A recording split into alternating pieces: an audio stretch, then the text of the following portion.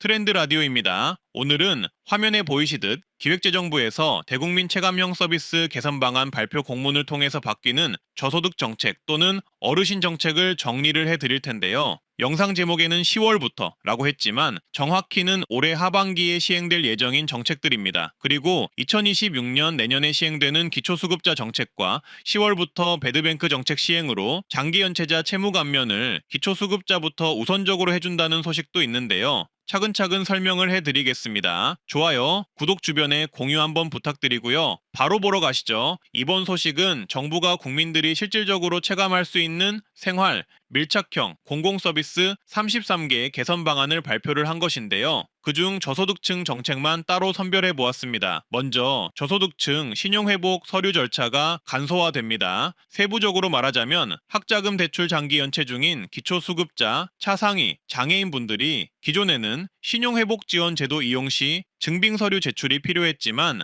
올해 하반기부터는 국가장학재단이 수급자 자격 정보를 자체 수집하여서 복잡한 절차를 간소화한다고 합니다. 그리고 국립공원 내 교통약자 대상 차량 지원이 되는데요. 이건 어르신분들이 해당이 됩니다. 원래 국립공원 명소를 방문하면 일반 차량 통행이 어려워서 멀리 주차를 해놓고 일반인들은 도보로 국립공원 내부를 걸어서 이용해야 하는데요. 올해 9월부터 11월까지는 17개 국립공원 명소는 장애인, 임산부, 영유아, 만 70세 이상 고령자 동반 가족의 경우 탐방 차량 지원 서비스가 제공이 된다고 합니다. 추첨제라고 명시되어 있는 걸 보면 아무래도 사전 신청을 해야 하는 것 같은데 이건 구체적으로 내용이 나오면 추가 영상으로 말씀드리겠습니다. 그리고 기초수급자분들 이 정책 많이들 모르셨을 건데요. 한국전력공사에는 전기 안전 119 서비스가 있습니다. 기초수급자, 차상위, 장애인, 유공자 가정의 경우 전기 설비가 고장나거나 누전, 정전이 되면 한전에서 긴급 출동을 해서 응급 조치를 해주는데요. 전기 재난 예방 목적으로 24시간 긴급 접수 신청이 가능하며 전기 설비 문제 시 전화번호 1588-7500으로 전화하시면 됩니다. 하반기부터는 다자녀 가구, 임산부 가정도 지원이 확대가 되는데 기초수급자분들은 모르시는 분들이 많으실 것 같아서 해당 정책 알고 계시면 좋겠습니다. 그리고 도시가스 취약계층 경감제도 신청 방법도 개선이 된다고 하는데요. 모르시는 분들이 있을까봐 도시가스 경감제도를 간략히 설명드리자면 저소득층, 장애인, 취약계층 등에게 도시가스비를 경감해 주는 것인데요. 에너지 바우처와 별개로 이용이 가능하며 여전히 모르시는 분들이 많고 신청해야만 받을 수가 있습니다. 따라서 정부는 대신 신청 서비스를 만들었는데요. 경감 지원 신청이 어려운 사람들을 가스공사가 찾아서 도시가스 회사에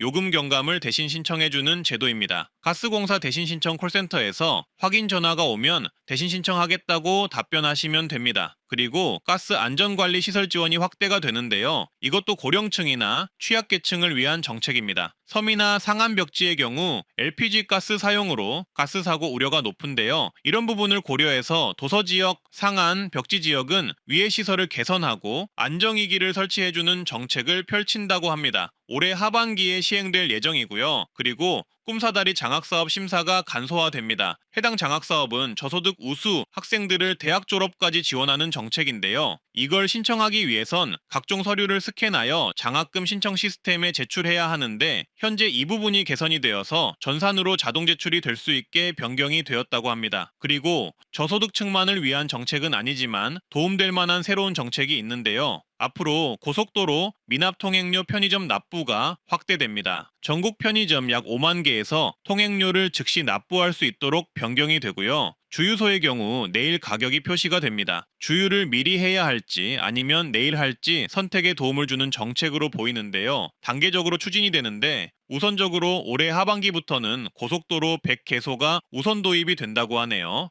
바뀌는 기초수급자 및 저소득층 혜택을 8가지를 정리를 해드리겠습니다. 정부 공문에 보면 의료급여 제도를 완전 폐지하고 요양병원 간병비 급여 지급을 한다는 문구가 있는데요. 간단히 설명드리면 부양비 제도 폐지는 이제 가족 소득 때문에 의료급여 혜택이 줄어들거나 못 받는 불합리한 일이 사라진다는 뜻이고 요양병원 간병비 급여는 환자와 가족이 직접 내던 간병비 일부를 국가가 대신 부담해준다는 의미입니다. 2026년부터는 1인 가구에 월 4만원 상당 농식품을 지원하는 농식품 바우처 대상에 청년 가구가 앞으로 포함됩니다. 기존에는 생계급여 수급 가구 중 임산부, 영유아, 초중고생 포함 가구만 되었지만 2026년부터는 청년도 포함이 된다는 점 참고를 해주시고요. 그리고 2026년에는 에너지 바우처 지원을 다자녀 가구까지 확대합니다. 추가로 2만 가구가 받을 수 있을 듯한데요. 에너지 바우처는 저소득층에 전기요금, 가스비 등을 지원해주는 사업입니다. 그리고 국민연금 지원도 있는데요. 월소득 80만 원 미만 지역가입자, 약 73만 명의 국민연금 보험료 납부 월 최대 3만 8천 원을 지원하여 저소득층 노후소득을 지원한다고 합니다. 국민연금 보험료를 지원해준다는 이야기입니다.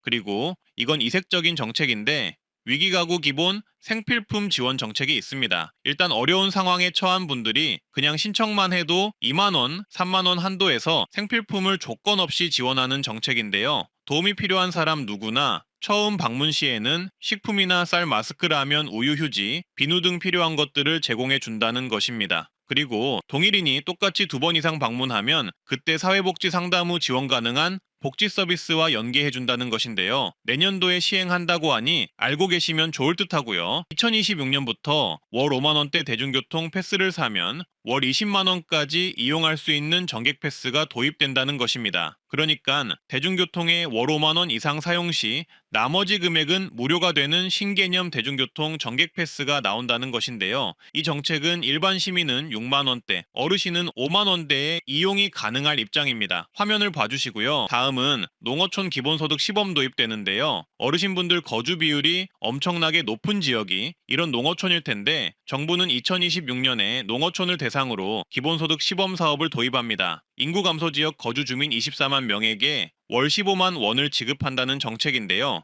24만 명은 정말 많은 인원인데요. 거기에 더하여 농어촌은 어르신분들이 주로 거주하시기 때문에 농어촌 거주 어르신분들은 체크해 두시면 좋겠고요. 가족이나 지인이 농어촌 사신다면 알려주셔도 좋겠습니다. 이 정책 또한 시행되면 트렌드 라디오에서 알려드리겠습니다. 트렌드 라디오입니다. 채무 감면 배드뱅크 정책 관련 새로운 소식이 나왔습니다. 지난번 말씀드렸던 소식에 이어서 연속적인 소식인데요. 일부 보도에 따르면 채무 감면, 비탕감 정책의 우선적 채무 탕감 대상자로 기초수급자분들이 될 것이라고 하는데요. 해당 내용 제대로 설명을 드리겠습니다. 좋아요, 구독 한번 해주시고요. 이번 새로운 소식으로 가짜 뉴스들이 난무할 예정인데 출처 없는 영상은 주의하시길 바라겠습니다. 한국자산관리공사 캠코와 3일, 한영 등 회계법인이 8월 27일에 공동 개최한 장기 연체 채권 채무 조정 프로그램 일명 배드뱅크 설명회를 개최했는데요. 여기에서 이번 배드뱅크 대략적 시행 일정과 기준 대상, 우선 적용 대상 등을 대략적으로 알 수 있었습니다. 일단 채권 매입은 올해 10월부터 진행될 예정이라고 하는데요.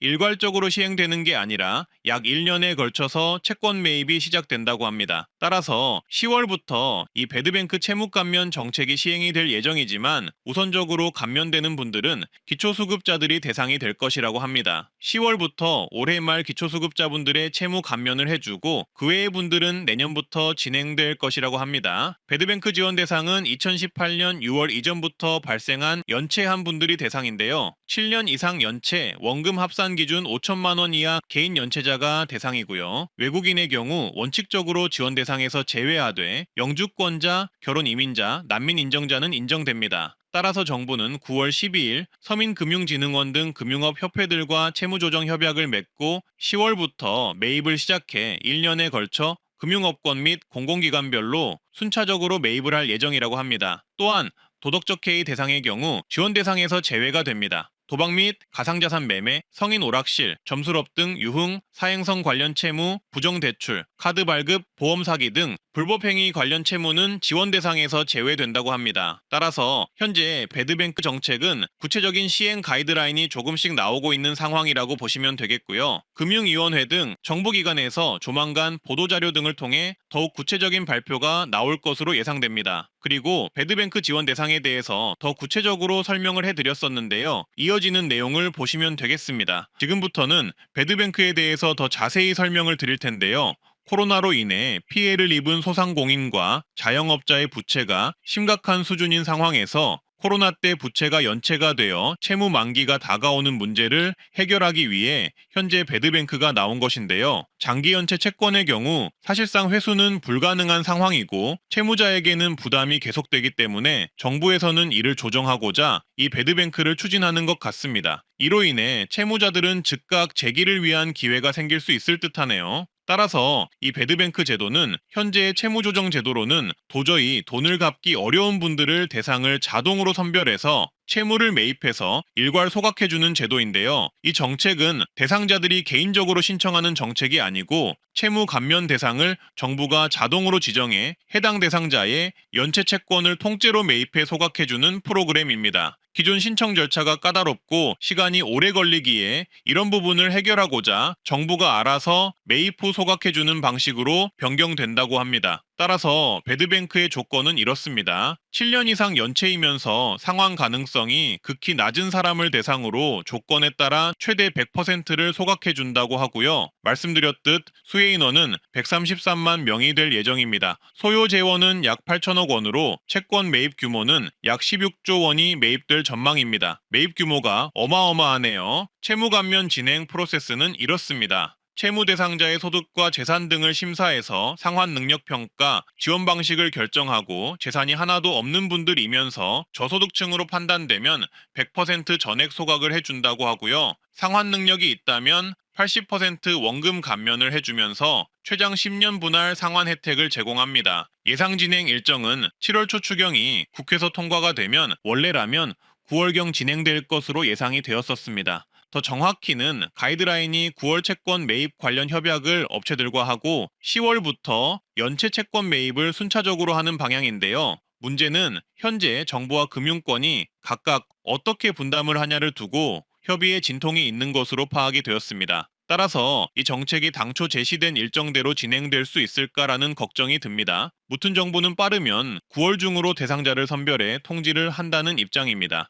일단 이 배드뱅크를 기다리시는 분들은 빠르면 9월 내에 통지가 된다 요 정도만 알고 계시고 상황을 주시해 보시는 게 좋겠습니다. 우선적으로 기초수급자분들을 대상으로 10월부터 채무 소각을 할 것이라고 하니 이 부분만 참고해 주시고요. 조만간 금융위원회 등 정부 공문이 나올 것으로 예상되는데 그때 더 세부적인 내용이 발표되면 말씀드리겠습니다. 트렌드 라디오는 이렇게 정부 정책을 설명드리는 채널이고요. 좋아요, 구독해주시면 정말 감사하겠습니다. 그리고 유튜브에 하이프라는 기능이 생겼는데요. 이거 화면처럼 눌러주시면 해당 영상이 많은 분들께 노출되는데 도움이 됩니다. 해당 버튼이 보인다면 꼭 한번 눌러주시면 감사하겠습니다. 화면을 봐주시고요. 시청해주셔서 감사합니다. 오늘도 건강하고 행복하시길 바라겠습니다.